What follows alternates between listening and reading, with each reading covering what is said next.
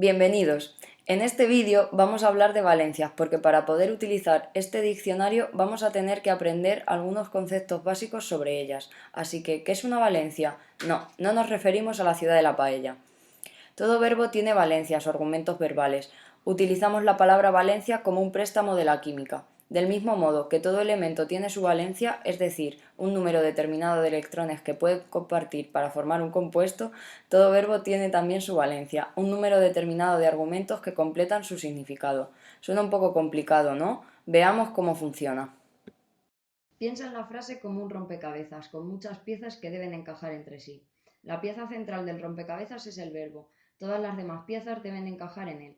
Las piezas en sí son solo eso, piezas, y no tienen sentido propio, pero cuando se unen al verbo, el rompecabezas se completa y todo tiene sentido. Las valencias son cada una de las piezas que necesita el verbo para completar el rompecabezas. Algunos verbos necesitarán más piezas, argumentos, otros necesitarán menos. Con un ejemplo lo entenderemos mejor. Cojamos el verbo beber. Podríamos definir el verbo como ingerir líquidos, pero esta definición no tiene mucho sentido si no existe alguien que beba y un líquido para beber. Decimos que un estudiante bebe un refresco o un pájaro bebe agua. Siempre tiene que haber alguien que beba algo. Por tanto, beber requiere dos argumentos verbales. Es un verbo bivalente. En este diccionario representamos esto con dos pestañas en la pieza triangular que representa el verbo. Si comparamos con caminar, necesitamos que alguien camine, pero el verbo no requiere ninguna información más, así que caminar sería un verbo monovalente. Si os fijáis, por eso en el diccionario el icono de caminar solo tendría una pestaña. Un ejercicio rápido. ¿Cuántas valencias tiene un verbo como regalar? Es decir, ¿cuántos argumentos necesita para tener sentido? ¿Ya lo sabéis? Lo más fácil para responder es imaginar un ejemplo. Mi tía me regaló una camiseta. Para que regalar tenga sentido, tiene que haber alguien que regale, tiene que regalarse algo y tiene que regalarse a alguien. Nos salen entonces tres argumentos. Regalar es un verbo trivalente, por eso tenía tres pestañas.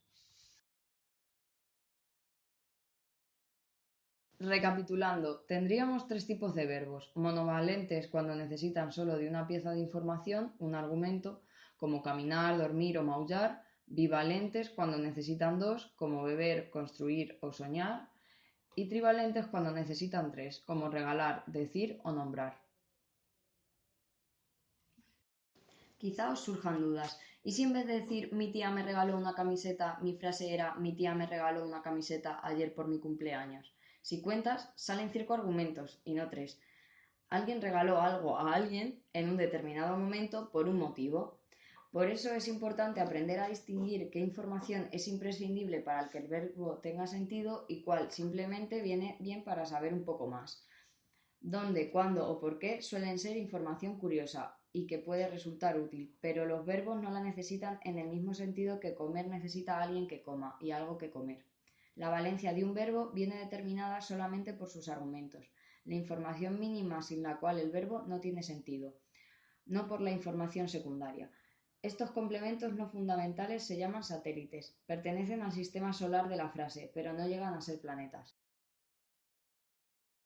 Sigamos con el verbo comer. Cuando decimos que necesariamente alguien come algo, no estamos diciendo únicamente que hay dos argumentos.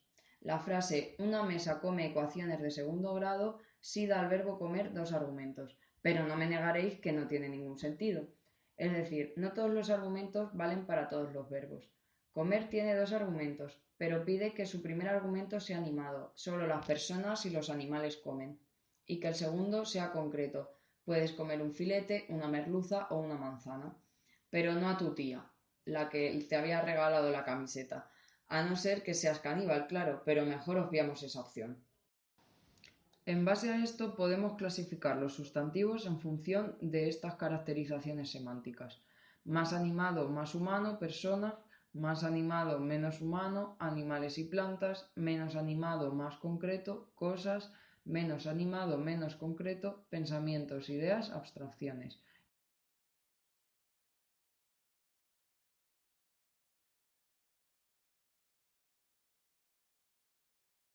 Ahora que sabéis qué son las valencias de un verbo y cuáles son las caracterizaciones semánticas de un sustantivo, podréis sacar partido al diccionario.